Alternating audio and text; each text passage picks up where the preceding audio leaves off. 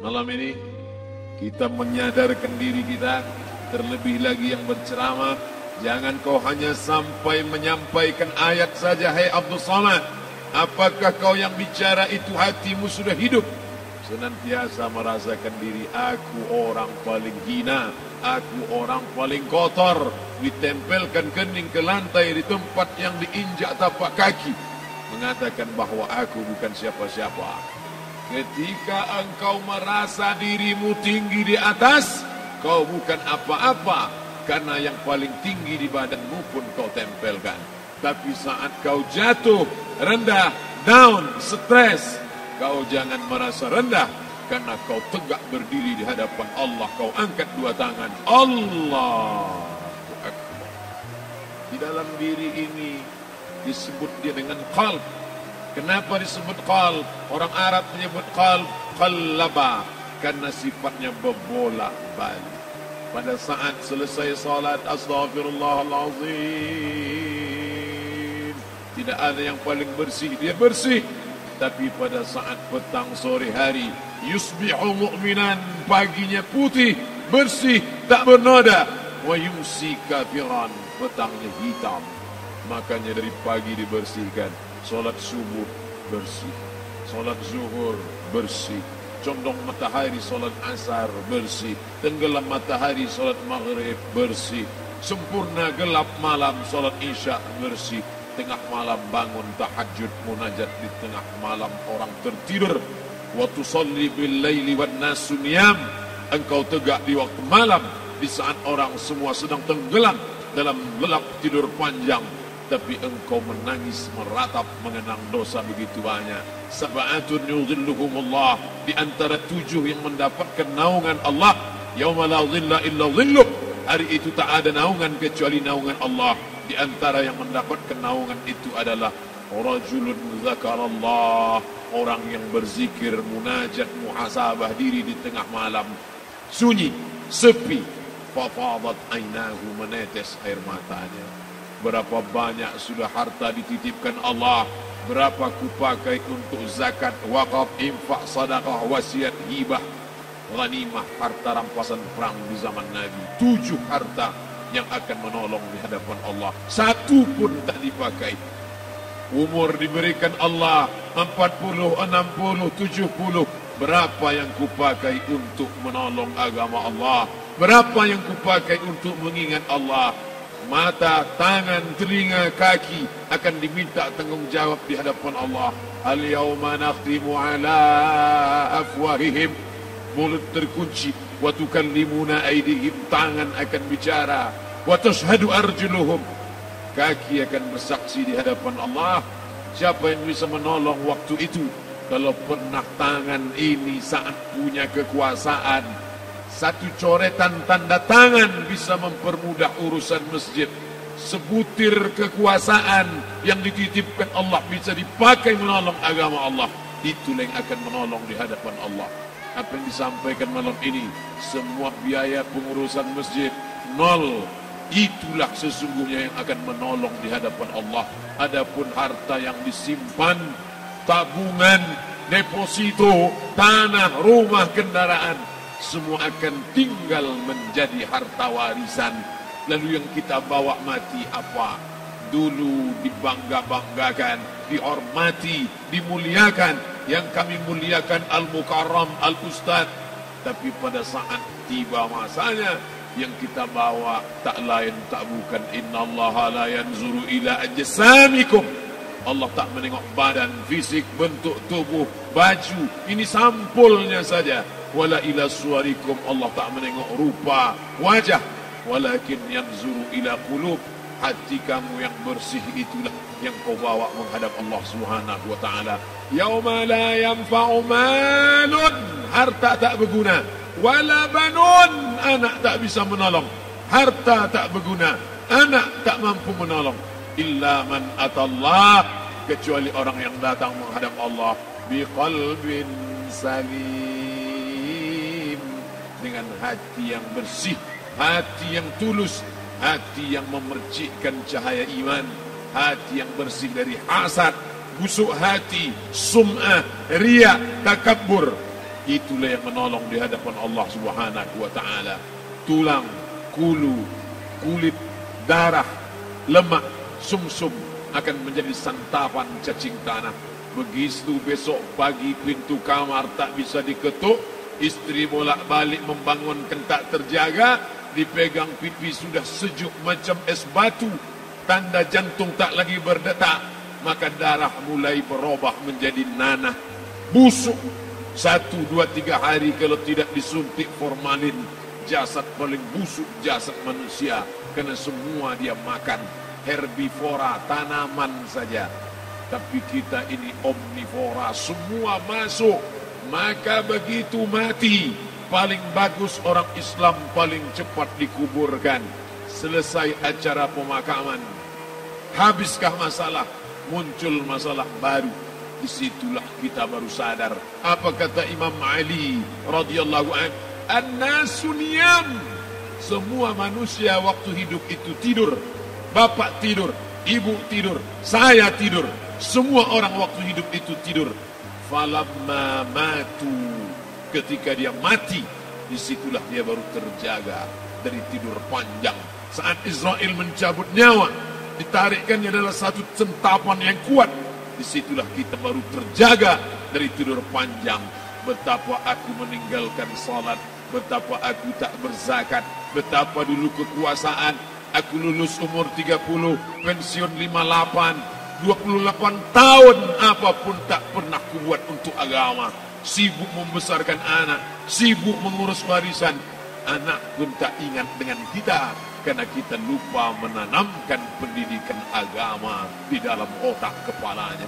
Andai dulu pernah dia dibawa ke masjid, andai dulu pernah dia dibawa umrah, andai dulu dia dimasukkan SD IT, SMP IT, SMA IT, Islamic Boarding School, dibawa ke masjid, takkan dia lupa mendoakan selesai salat, Rabbil firli wali walidayya warhamhuma kama rabbayani saghira.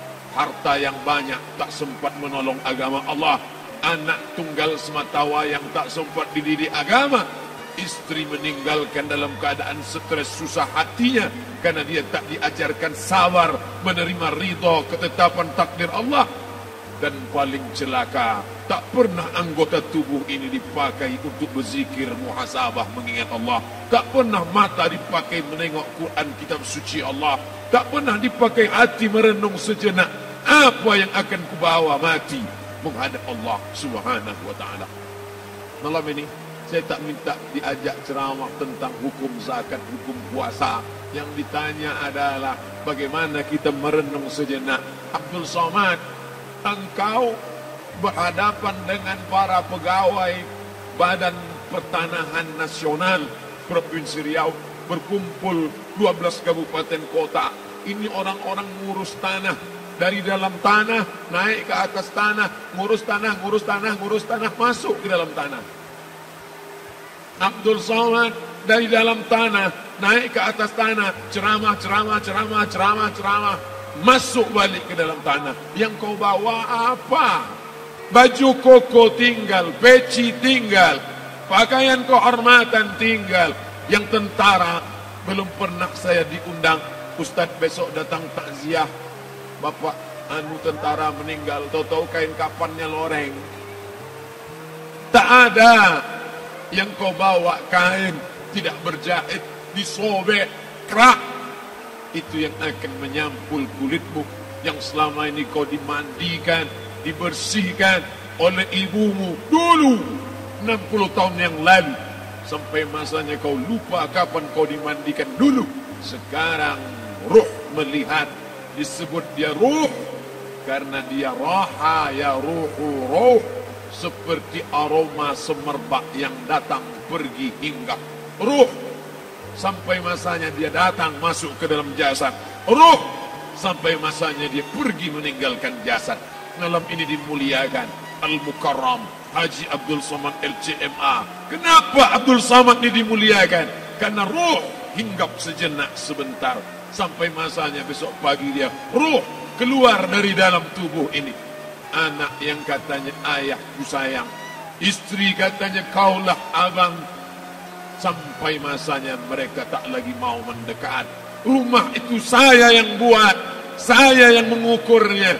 Tapi begitu ruh sudah keluar dari badan, tidak satu pun semeter, sesenti, sejengkal, sehasta ada tempat di rumah itu untuk jenazah bernama jenazah Abdul Somad.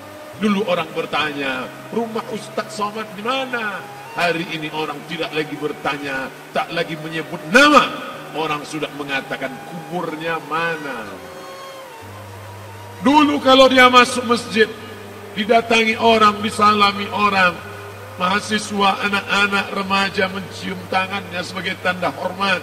Tapi begitu diletakkan keranda, kita akan sholat jenazah nanti selepas sholat zuhur. Apa kata orang? Letakkan di tepi sana, letakkan di tepi sana. Tak satu pun mau mendekat, letakkan dia di sana. Bahkan sebagian mengatakan jangan dalam masjid, letakkan dia di luar. Dia tidak disebut engkau yang mulia, tidak digunakan kata ganti orang langsung. Letakkan dia di sana. Bahkan sebagian tak lagi, padahal tempat paling mulia sebelah kanan, orang tak lagi mau di kanan, mulai dia menjauh ke kiri. Kenapa kau ke sana? Takut aku mimpi hantu nanti malam.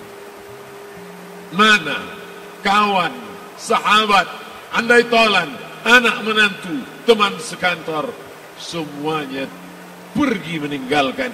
Yang tetap dibawa, kalau pernah kaki melangkah salat berjamaah di masjid, kalau pernah tangan mengusap kepala anak yatim, kalau pernah tangan mengucap subhanallah.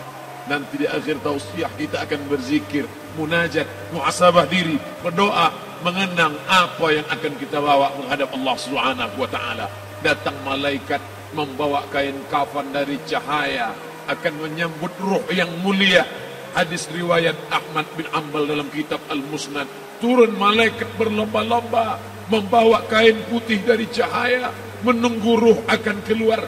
Ruh menetes seperti embun di ujung daun. Daun tidak bergoyang, ranting tidak patah. Ruh menetes pelan turun ke dalam kain kafan, dibawa malaikat ke pintu langit. Tak sabar mereka menyambut. Inikah dia yang selama ini berjamaah? Inikah yang dulu ketika dititipkan kekuasaan menolong agama Allah? Kam min masyhurin fil ardi walam yakun ma'rufan fis sama. Berapa banyak yang masyhur terkenal di bumi, malaikat tak mengenal dia. Ini roh siapa? Tapi ini bukan LCMA, dia bukan ustaz, dia bukan ulama, tapi imannya dalam, kekuasaan dipakai menolong agama Allah. Ruhnya keluar di bawah, semua malaikat mengucapkan salam. Inilah orang yang selama ini kami tunggu-tunggu, catatannya sudah lama. Setiap pagi petang malaikat subuh membawa catatan namanya, malaikat malam membawa catatan namanya. Kami merindukannya. Begitu orang-orang yang masyhur di langit tapi tak dikenal makhluk bumi. Tapi ada sebaliknya, yang rohnya disentapkan, ditarik malaikat dengan begitu tarikan yang sangat kuat. Nabi bertanya saat Isra Mi'raj kepada mereka yang sudah mati ribuan tahun yang lalu, apa yang kalian rasakan? Yang satu mengatakan seperti tebasan pedang di tempat yang sama beratus kali. Yang satu mengatakan seperti kambing yang dikuliti hidup-hidup. Yang satu mengatakan seperti mata kail pancing ditarik dari kulit yang basah. Maka kita berdoa setiap selesai salat, Allahumma hawwin alaina, ringankan kami ya Allah, fi sakaratil maut, di saat sakaratul maut yang amat sangat menyakitkan itu. Dan mereka yang pergi tak pernah kembali, mereka yang mati tak pernah bercerita, kecuali hanya kepada Sayyidina wa Maulana Muhammad sallallahu alaihi wasallam. Di saat malam pertama di tempat yang gelap, di tempat yang tak pernah diimpikan oleh orang, tapi kita tetap melewati dan merasakannya. Perlahan-lahan cacing tanah, ular-ulat kalajengking akan menggerogoti kulit yang selama ini dimandikan, selama ini dipakaikan sampo yang mahal, selama ini dioleskan pelembab yang lembut. Tapi ternyata sebelum roh keluar jasad, setelah keluar, dia hanya akan menjadi santapan cacing tanah. Hancur berkeping hari demi hari, Yang pertama kali membusuk adalah mata, karena dia berisi cairan. Cairan ini mengering, busuk dan berlubang. Lalu kemudian usus sebulan di dalam tanah. Mulai dia menggelembung masuk angin dan dia meletus pecah. Cacing-cacing tanah mulai datang menggerogoti, memakan. Habis lemak, tulang, kulit, bulu, sumsum, darah, jantung, empedu, limpa, buah pinggang. Habis semuanya, tinggal tulang-tulang yang memutih, dimakan oleh tanah, ditelan oleh massa, sampai akhirnya Asi bin Wa'il membawa tulang yang kering itu kepada Nabi Muhammad, baginda Sayyidina wa Maulana Muhammad. Ya Muhammad, ayuhi rabbuka hadzal izam, sanggupkah Tuhanmu menghidupkan tulang yang kering ini? Nabi diam tak menjawab, sampai akhirnya datang Jibril alaihi salam membawakan wahyu. Qul, katakan kepada dia. Ayat ini dibaca malam Jumat. Bapak Ibu semua hafal, kita baca. Qul yuhyiha alladhi ansha'aha awwala marrah wa huwa bikulli khalqin alim.